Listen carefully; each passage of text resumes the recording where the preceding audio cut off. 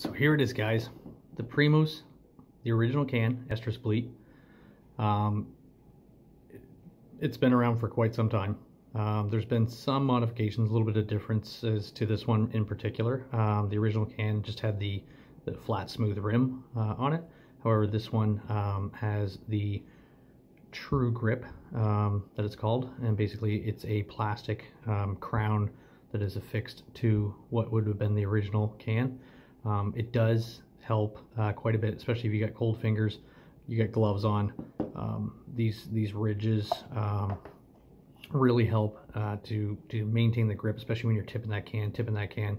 The last thing you want to do when you're coaxing in a buck is go to tip that can and drop it against the ladder stand, or worse, drop it completely out of the stand onto the ground. But yeah, really great product.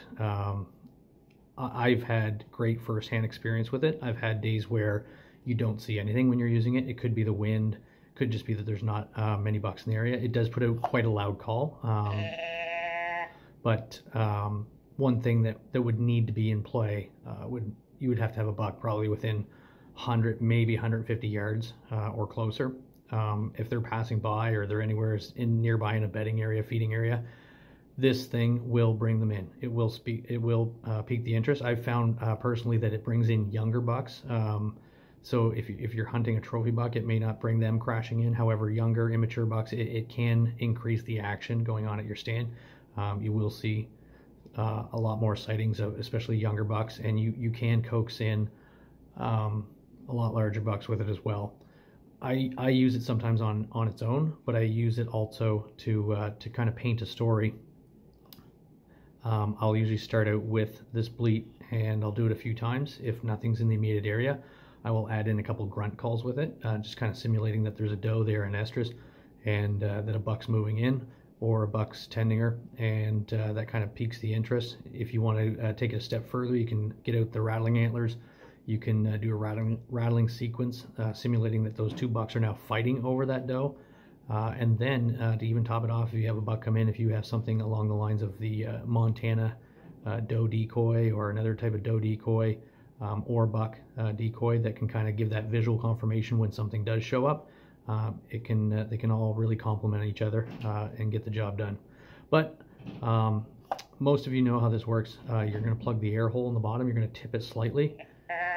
It's going to make the bleat noise. You can kind of control how long it is. Some people say don't do it too long, just do slight short burst, and you can do that. You can kind of practice it at home before you hit the field. One thing I did want to mention too about dropping it or it slipping out of your hand, it does have, you can see here, it does have a hole designed for attaching a lanyard to it, something if you kind of want to hang it around your neck.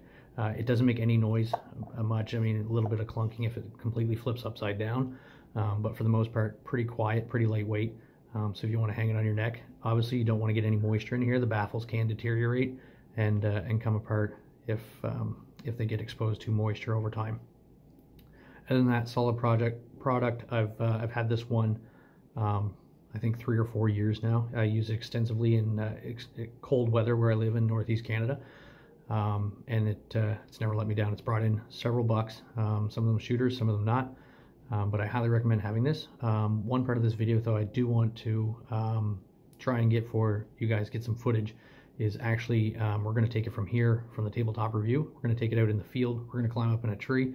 We're going to see what this thing can do and hopefully get some footage, because I don't see a lot of footage on YouTube right now with it actually being used and showing the results that it does. So stay tuned for that, coming up next.